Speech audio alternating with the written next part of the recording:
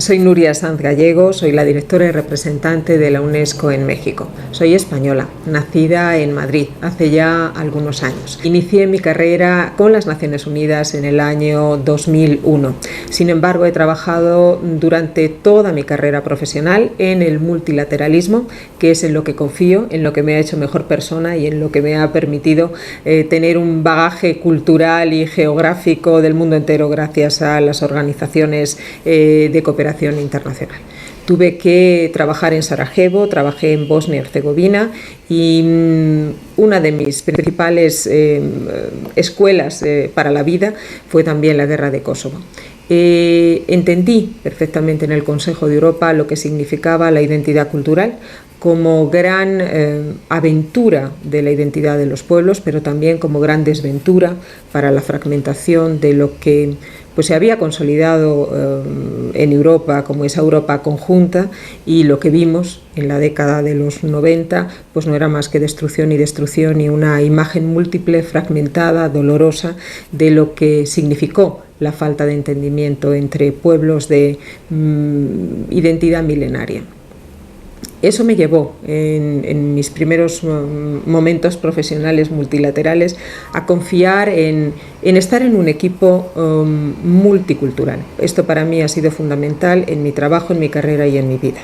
Para mí la cultura es el origen, es el punto cero y es la mejor forma de entendimiento y de hacer mi trabajo. La comprensión de esa diversidad cultural, el respeto y el valor que tiene la preservación de esa diferencia para conseguir el mejor entendimiento. Las primeras imágenes que yo tengo de las Naciones Unidas eran esas imágenes de 1945 y de qué había pasado después de la Segunda Guerra Mundial. Y en mi familia lo asimilábamos también a una gran hecatombe que fue la Guerra Civil Española. Entonces mi abuelo nos explicaba que había una esperanza, era el concierto de los pueblos y verdaderamente son las primeras fotos, algunas de las primeras fotos que él me explicaba y que también formaban parte de los libros de texto que estudiábamos. ¿No? El sistema de las Naciones Unidas para nosotros era una especie, para mi familia, de escenario de esperanza. Las Naciones Unidas para mí significan pues eso que me enseñaba mi abuelo, ¿no?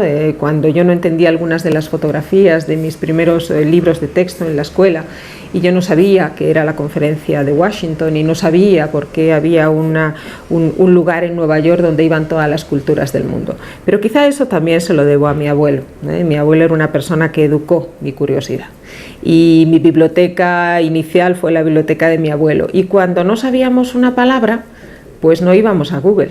Íbamos a un enorme diccionario que nos había comprado mi abuelo, que tenía aproximadamente 200 tomos y que se llamaba el Espasa-Calpe, y complementado con otro que se llamaba el María Moliner. Y uno de los juegos para nosotros era, cada vez que mi abuelo pronunciaba una palabra que no conocíamos y nos preguntaba por el significado, pues evidentemente era ir al diccionario y resolverlo de inmediato.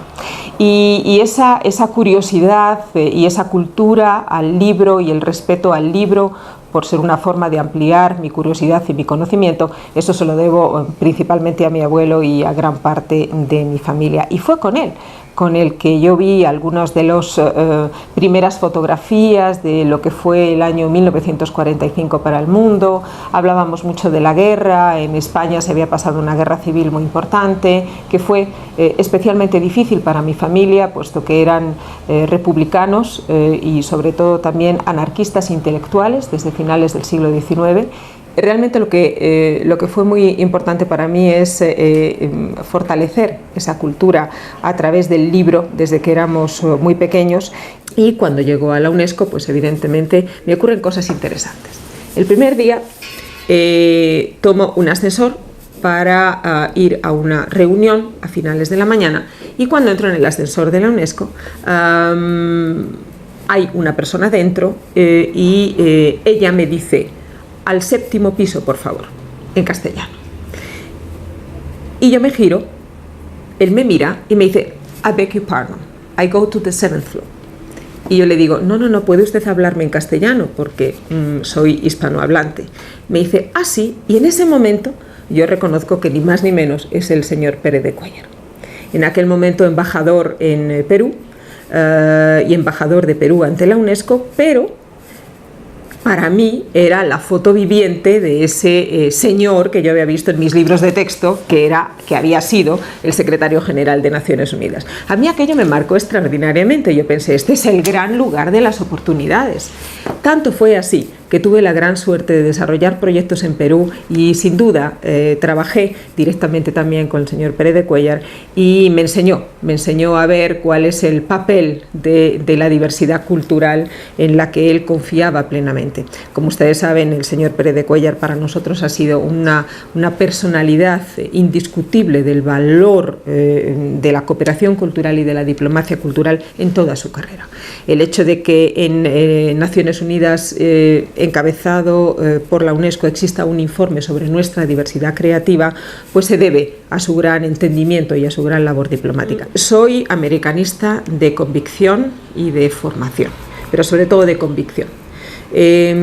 Mis raíces latinas evidentemente fueron un apoyo y lo sigue siendo, pero también mi origen español fue no voy a decir un hándicap, pero sí algo que se miraba con un cierto grado de duda. Vamos a volver de nuevo a un control por parte de la madre patria, y la verdad es que siempre me he considerado que yo tenía que tener cuidado con algunos aspectos, incluso también aprender a sentir cómo yo hablo diferente mi castellano en América Latina.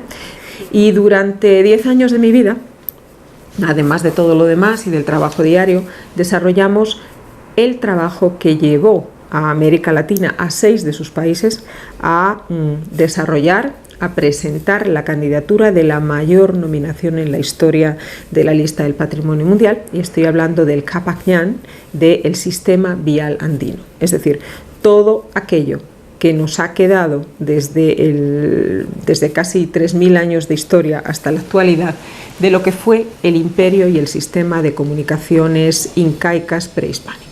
Conozco muy bien México. Hace 20 años que trabajo con las instituciones mexicanas y es por ello mi conocimiento, pero también mi respeto a un país absolutamente extraordinario que no merece estar en algunas de las páginas de los grandes diarios del mundo simplemente por temas que están focalizados en la violencia, en el narcotráfico o en algunos aspectos que tienen que ver con las maneras en las que no se atiende específicamente algunos de los casos relacionados con los derechos humanos.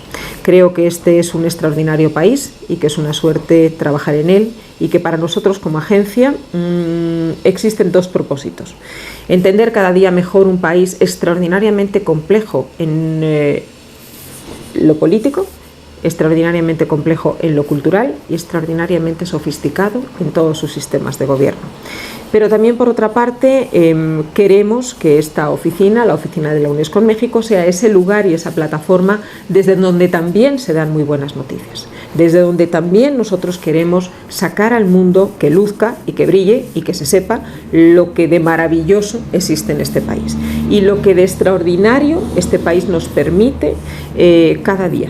Trabajar con las mejores instituciones académicas, trabajar con una diversidad cultural inmensa, trabajar en momentos importantes como es el caso de la reforma educativa y sobre todo también seguir atendiendo con capacitación técnica a periodistas, a especialistas en los medios de comunicación, a trabajar muy cerca del SINU de Naciones Unidas verdaderamente para saber y querer contar todo lo que significa México. Yo he bailado danza clásica durante 14 años y eso forjó mi disciplina, ¿no? Forjó mi relación con mi cuerpo, mi relación con un equipo de trabajo desde el primer momento, las posibilidades de mi anatomía y las dificultades de mi anatomía y evidentemente también entender el ejercicio de la danza como una manera constante de entrar dentro de otro mundo fundamental también en mi vida, que es la música, y a partir de ahí saber además que cualquiera de los mejores ejercicios que se supieran hacer tenía un límite muy claro. Yo creo que la danza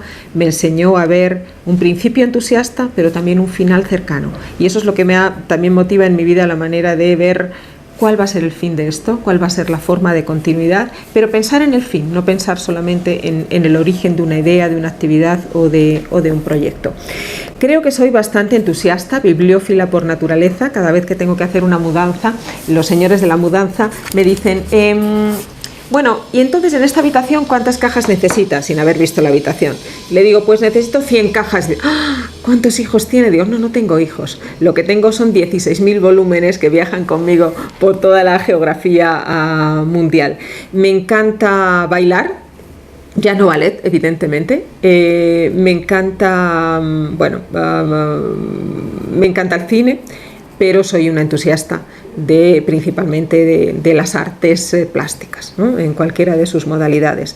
Y mi afición fundamental, que forma parte también de mi carrera, pero que ya no sé separar entre lo que soy yo y lo que me gusta a mí como Nuria, de lo que también he sabido orientar a que sea parte de mi tiempo como profesión, pues es el arte rupestre. La manifestación artística más universal, de mayor trayectoria cronológica, que está prácticamente distribuida en todos los países del mundo y que me hace sentir una conexión con lo que creo que fuimos hace 2 millones de años. No tengo hijos, pero ya tengo un proyecto para cuando me retire, porque ahora no tengo tiempo.